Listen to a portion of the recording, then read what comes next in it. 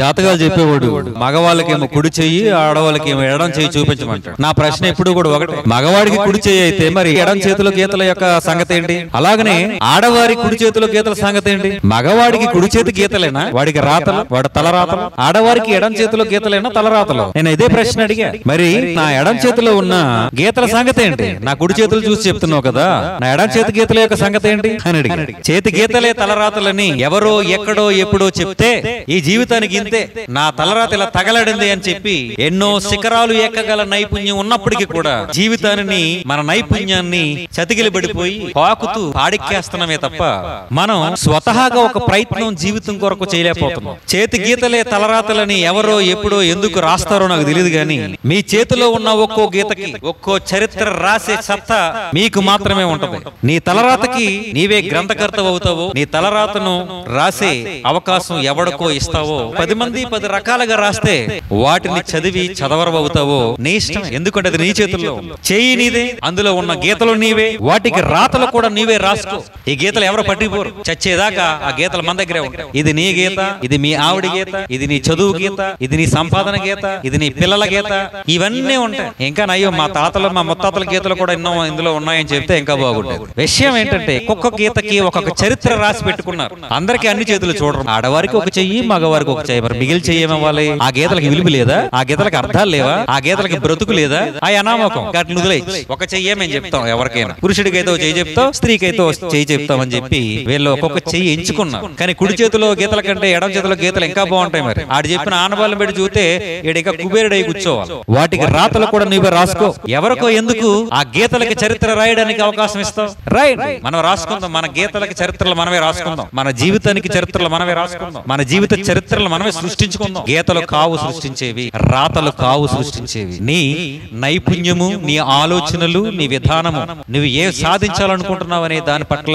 నైపుణ్యం నేను ఎంత స్థాయికి తీసుకెళ్తుంది. దానికి ముఖ్యంగా ప్రయత్నం కావాలి. ఆ ప్రయత్నం కూడా ఎలా ఉండాలి? శక్తి వంచన లేకుండా ఉండాలి. అప్పుడు ఖచ్చితంగా నువ్వు జయిస్తావు. అప్పుడు గీతలు కాదు. చాలా మంది అంటుంటారు చేతులు లేకుండా పుట్టారు కదా, మరి వారికి గీతలే లేవు కదా, వాళ్ళ జీవితం ఏంటని. వాళ్ళు చాలా హుందాగా బాగా బ్రతికిన వాళ్ళే. జాతకాలు ఎలా తయారైనాయి అంటే జాడ్యాలా తయారైనాయి. ఉన్నతకి సంఖ్యలు వేస్తూ ఉంటారు. ఆ జాడ్యం దారం కట్టని గాలిపటం లాగా, అడ్రస్ లేని ఉత్తరం లాగా. దారం కట్టని గాలిపటానికి గమ్యం ఉండదు, అది ఎక్కడికైనా ఎగిరిపోతుంది. గాలి టేస్ట్ తట్టిపోతుంది. అడ్రస్ లేని ఉత్తరం ఎక్కడికి వెళ్తాం? ఎక్కడికి చేరలేదు. ఎవరు రాశారో వాళ్ళ దగ్గరికి తిరిగి వస్తూ ఉంటాం. ఏదో చేద్దాం అనుకుంటాం, అది జాతకం విన్నాం కదా ఎక్కడో, అది మనల్ని జడిపిస్తా ఉంటాం. మనం ఏదో ప్రయత్నం చేద్దాం అనుకుంటాం, మనం ఎక్కడో జాతకం విన్నాం కదా మన గురించి, భయపెడతా ఉంటాం. అయ్యో నా జాతకం ఇలా ఉంది కాబట్టి ఇలా జరుగుతుంది, నా బ్రతుకు ఇలా రాయబడింది కాబట్టి ఇలా జరిగింది అనుకుని సరిపెట్టేసుకుంటున్నామే తప్ప ఎందుకు ఇలా జరుగుతుంది, దీన్ని నేను మార్చలేనా, దీన్ని నేను మార్చుకోలేనా అనే ప్రశ్న మాత్రం మొదలవటం లేదు. కానీ భయం మాత్రం మొదలవుతుంది. ఇలాంటి జాడ్యం మనలో భయపెడతా ఉంటది. తండ్రి గర్భం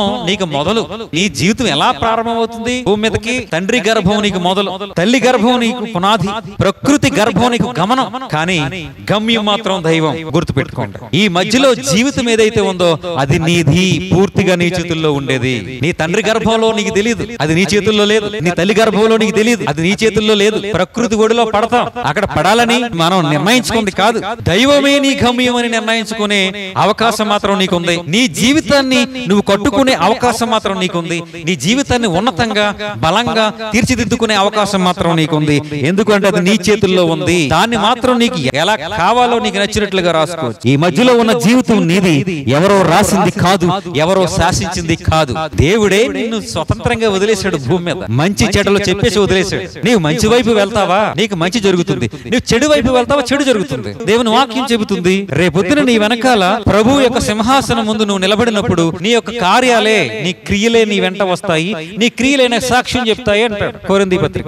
ఏ గీత ఏ రాత నిన్ను శాసించనివ్వకు, నీ బ్రతుకు నీవు బ్రతుకు, నీకంటూ ఓ చరిత్రను సృష్టించు. సౌలు తన బ్రతుకు గురించి, తన రాజ్యం గురించి, తన భవిష్యత్తు గురించి చెప్పమని శకునగాండ్రుల దగ్గరికి, కర్ణ పిశాచుల దగ్గరికి వెళ్ళాడు. నా బ్రతుకు ఏంటో చెప్పు, నా భవిష్యత్తు ఏంటో చెప్పు అని చెప్పి బొగ్గుమనిపోయాడు అంతే. నువ్వు ఆశ్రయిస్తే ఎవరిని ఆశ్రయించాలి?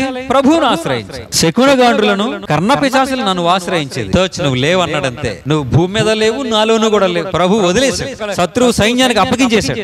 భయాన్ని కలిగించాడు దేవుడు. పారిపోయాడు ప్రాణ భయంతో. నేను ఇక పారిపోలేను అనుకున్నాడు. తనంతట తానే ఆత్మహత్య చేసుకుని చచ్చిపోయాడు. కర్ణ పిశాచుల దగ్గరికి, శకునగాండ్రుల దగ్గరికి వెళ్ళి నీ భవిష్యత్తును బ్రతుకు గురించి అడిగిన అడిగితే జరిగేది అదే. ఎందుకు అనంటే నిజంగా దానిని బట్టి నీ జీవితాన్ని అలా ఊహించుకుంటూ అయ్యో ఇలాగే ఉంటది, ఇంకా నా రాతి ఇంతే, నా రాతి ఇంతే, ఆయన చెప్పారు కదా నా గీతలు ఇంతే, నా రాతి ఇంతే అనుకుని నువ్వు చేయాల్సిన పని కూడా నువ్వు చెయ్యి. అప్పుడు నాశనం అవ్వకపోతే ఇంకేమవుతుంది? నాశనమే అవుతుంది. ఎందుకంటే నువ్వు చేయాల్సిన పని నువ్వు చేయటం లేదు. కానీ నువ్వు చేయాల్సిన పని నువ్వు చక్కగా చేయి. గీతలు ఏం చేస్తాయో అటు రాతలు ఏం చేస్తాయో చూద్దాం. నీ ప్రయత్నం చేసి చెప్పు. ఏదైనా సరే నీ గీత ఆపుద్దో నీ రాత ఆపుద్దో అప్పుడు చూద్దాం. నీ గీత ఆపదు, రాత ఆపదు.